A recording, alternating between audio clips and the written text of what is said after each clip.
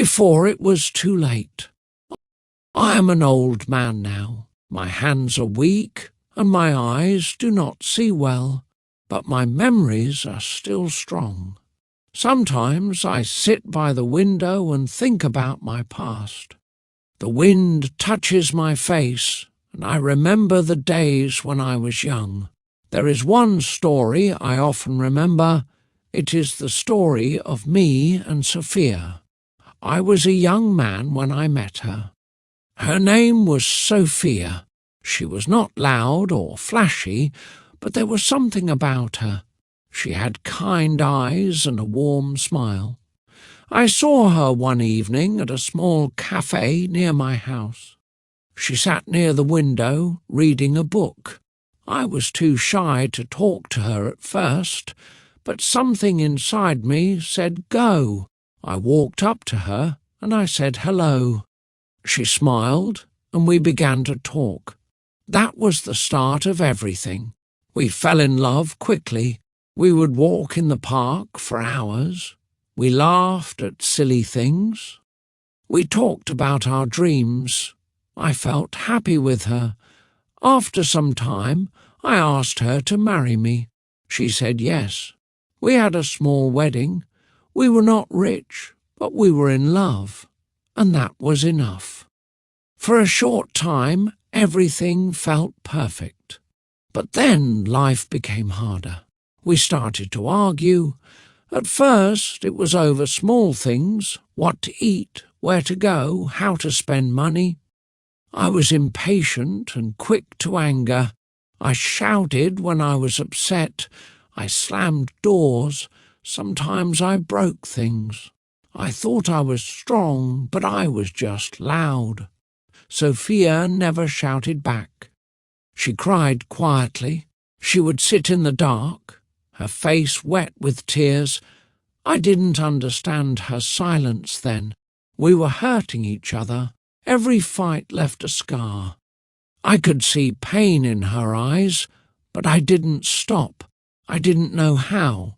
I was lost in my own anger.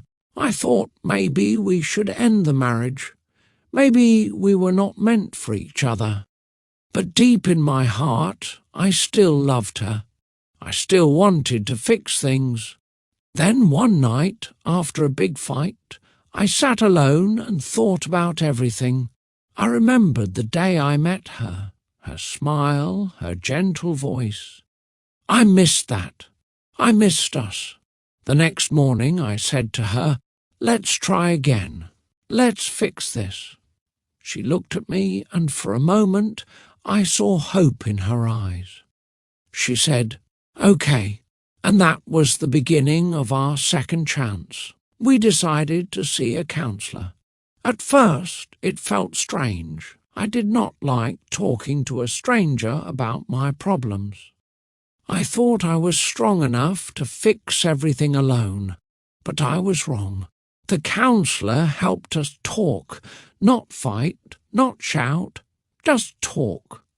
For the first time, I listened to Sophia without trying to reply. I heard her pain, I heard her fear, and I heard her love. Sophia said she felt alone. She said I scared her when I got angry. She said she missed the man I used to be. Her words broke my heart. I did not know how much I had hurt her. I said sorry many times, but more than words, I wanted to change. I wanted to show her I could be better. I wanted her to smile again. We started doing little things together. We cooked dinner. We watched movies. We took short walks. We laughed again, just a little at first. The silence between us became warm, not cold. I still got angry sometimes, but I learned to breathe, to walk away, to cool down. I stopped breaking things. I stopped shouting. I started listening. Sophia also changed. She opened her heart again. She started talking more. She told me her dreams, her worries, and her memories. We were learning to be a team. Two people, not perfect, but trying. Every small step brought us closer. It wasn't easy, but it was real. Our love became quiet but deep. Not the fire of new love, but the light of steady love. We held hands when we were scared. We held hands when we were happy. That simple touch reminded us that we still had each other, that we had chosen to stay. We kept going to the counsellor every week. Some days were hard. We still had fights. But now our fights were different. We did not shout all the time. We tried to understand each other. When I got angry, I tried to say how I felt instead of yelling. When Sophia was sad, I sat with her. I didn't walk away. I stayed. One night we sat in the kitchen. It was quiet. The rain was falling outside. Sophia looked at me and said, "Thank you for not giving up." Her voice was soft, but her eyes were full of love. I felt warm inside. I knew I had changed. I wasn't the same man I was months ago. I was learning to be kind, to be patient. Sometimes we remembered the bad times, but we didn't live in them. We used them to grow. We talked about what we learned. I learned that love is not just words or gifts. Love is listening. Love is staying even when it's hard. Love is choosing each other again and again. I also learned to forgive myself. I made many mistakes. I hurt the person I loved most. But I wanted to be better. And I was trying. That mattered. That helped me keep going. I stopped blaming myself and started building something new with Sophia. Little by little, our home changed too. It felt warm again. We had smiles, soft music, and calm evenings. There was peace. Not perfect peace, but enough. Enough to breathe, enough to hope, and that hope, it saved us. One day, I came home from work and saw Sophia cooking dinner. The room smelled nice. She smiled at me, and I smiled back. We didn't say much, but we didn't need to. There was peace between us. I helped her set the table. We ate together in silence, but it was a good silence, a warm silence, a safe one. After dinner, we sat on the couch. I held her hand. She looked at me and said, "Do you remember the first time we met?" I laughed. "Yes," I said. "You were wearing that yellow dress. I thought you were the most beautiful girl I had ever seen." She smiled and leaned on my shoulder. That moment was small, but it meant everything to me. We were healing. We were not perfect, but we were trying. We didn't fight as much. We started going on small walks. We talked more. We shared our thoughts and feelings. I told her when I was scared or tired. She told me when she felt alone. We listened. We held each other. We were learning to be a team. I began to notice how strong Sophia was. In the past, I only saw her tears, but now I saw her courage.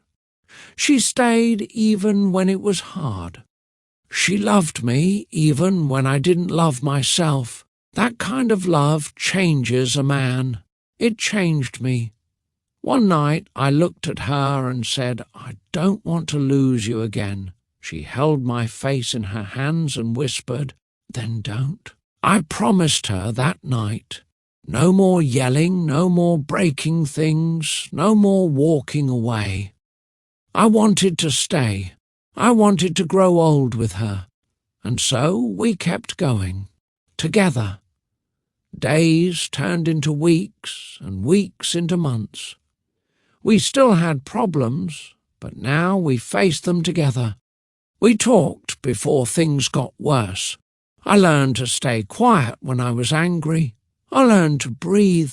Sophia helped me see things in a new way. We started doing little things for each other again. I made her tea in the morning. She left notes for me before I went to work. We smiled more. We laughed sometimes. Our house was not perfect, but it felt warm again. It felt like home. One evening we sat on the porch and watched the sunset. I said, "Thank you for staying with me." Sophia looked at me with kind eyes. "We are better now," she said, and I knew it was true. We were not the same people. We had changed together. That night I realized something. Love is not just about good times. It is about choosing each other, even in hard times.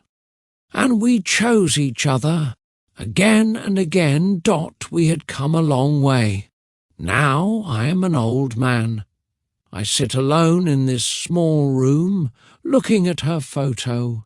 Sophia passed away many years ago, but I still feel her with me. In the quiet nights, I talk to her. I tell her about my day just like I used to.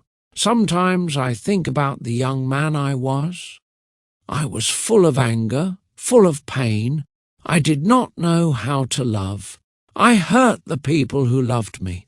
But I changed, and I changed because of her, because she stayed, because she believed we could be better. I tell this story because maybe someone needs to hear it. Maybe someone is lost in their anger. Maybe they think it's too late. But it's not. If you choose love, if you choose change, it is never too late. Sophia taught me that, and I will never forget it. So if you are listening, remember this. People can change. Love can heal. And even in the darkest days, there is still hope.